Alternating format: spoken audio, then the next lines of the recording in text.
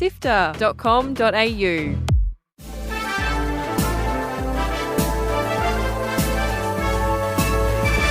Hi, I'm Kyle Paletto. And I'm Fiona Bartholomeus. Welcome to Walkthrough, Sifter's weekly recap on the biggest news in video games. This week, Sony showcases upcoming games at the State of Play, Valve smashes 40,000 Dota 2 cheaters at once, and some big departures from Tango, Gameworks and Firaxis. Here is the news for Sunday, 26th of February. Let's go. Join the Sifter community on Discord at sifter.com.au/Discord. Sony hosted a State of Play update on Friday, showcasing a bunch of third-party games coming to the PlayStation 5. There are 5 new games coming to the brand new PSVR 2, a couple of first-person shooters with Steampunk, The Foglands, and the sci-fi title Synapse. Also coming soon is Before Your Eyes, a narrative game that tracks when you blink, Green Hill, a survival game, and space RPG Journey to Foundation.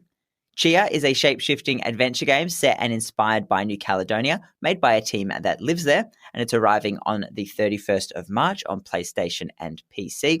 Goodbye Volcano High, the adventure game set in a dinosaur high school just before the meteor hits, looks great and has an art style that's sure to get all the scalers excited. That's out on June 15. Baldur's Gate 3, the legendary RPG series based on the world of Dungeons & Dragons, will arrive on PS5 later this year.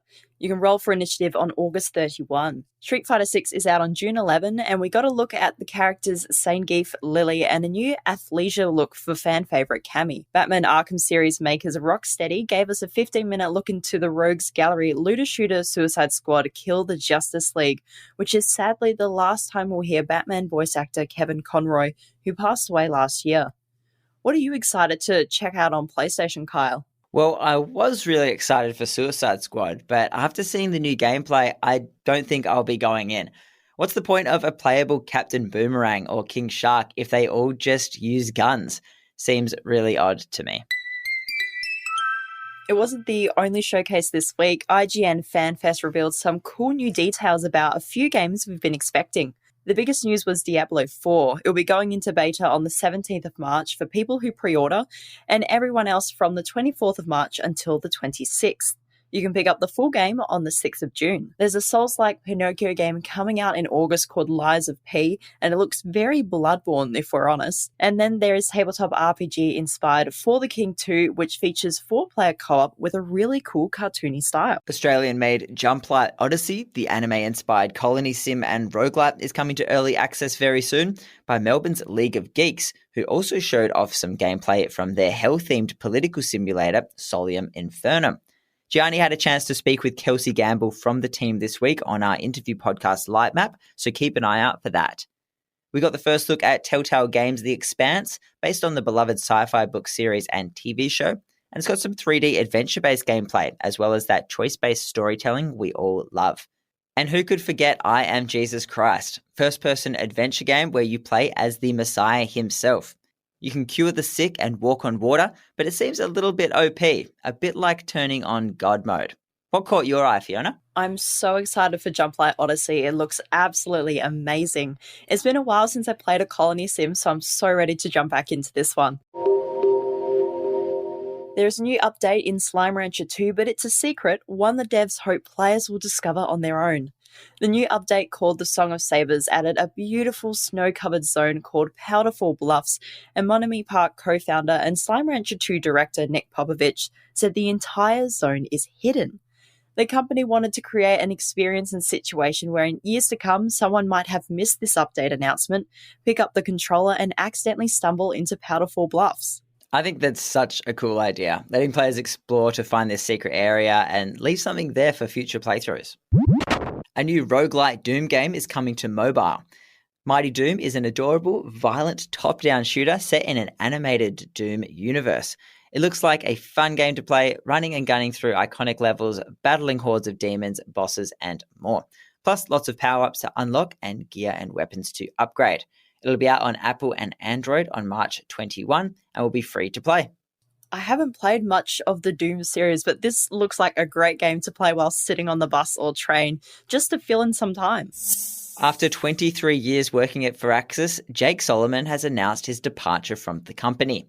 The surprise announcement came late last week when the Marvel Midnight Suns director posted a message on Twitter saying he had fulfilled his 2 lifelong dreams of making an XCOM game and making Marvel Midnight Suns.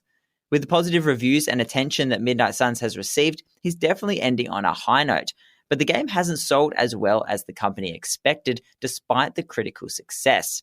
There aren't many details on what he has planned to do next, but we do know he has a new dream to chase, so we'll probably see his name attached to a new project soon. Speaking of developers leaving companies, it has been revealed that Shinji Mikami is planning to leave Tango Gameworks, the studio that he founded in 2010. The announcement came from an internal company email from Bethesda's Senior Vice President Todd Vaughn, saying that after 12 years of being a creative and supportive leader, he has decided to leave.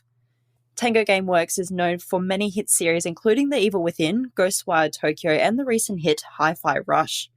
Despite his departure, it's reported that the studio will continue to support Ghostwire Tokyo and Hi-Fi Rush while it's decided on what the future of the team will be.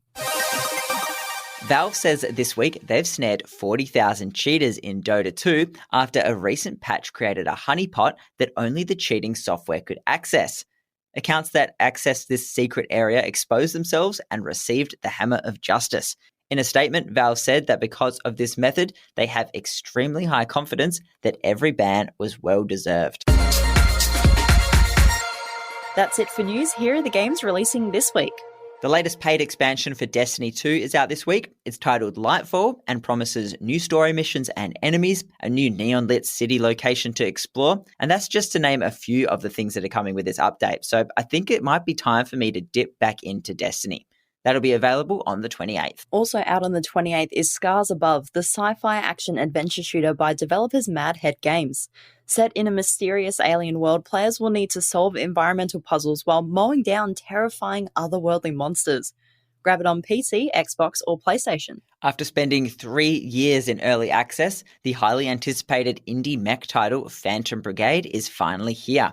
It's a hybrid turn-based and real-time strategy RPG that looks just fantastic. It's out on PC this Tuesday. On March 3rd, we are getting the release of Team Ninja's latest action-adventure title, Wolong Fallen Dynasty. It's an action RPG that tells the story of a malicious soldier fighting for survival in a fictionalized fantasy take on ancient China. Pick it up on PC, Xbox, or PlayStation this Friday. Articles to read, Videos to watch, and podcasts to listen to. SIFTER.com.au. This has been Walkthrough by Sifter. My name is Kyle Paletto. And my name is Fiona Bartholomeus. Thank you so much for listening. We know you love our podcast, so why not become a monthly backer on Ko-Fi? Your support lets us keep making our shows, so why not show the love and sign up to be a monthly backer? It's easy. Head to sifter.com.au/support, where support starts from just $1 a month. That address again is sifter.com.au/support. Sifter is produced by Carl Paletto, myself, Daniel Ang, and Adam Christou. Mitch Lowe is senior producer, and Gianni Di Giovanni is our executive producer, who also edits each episode, wrote the Sony story, and is definitely a scaly. Thanks to Brian Fairbanks from Salty Dog Sounds for composing the Walkthrough theme tune, and thanks to both Audio-Technica Australia and Omni Studio for their support of Sifter's 3 podcasts. Thanks again for listening. We'll be back with more news next Sunday.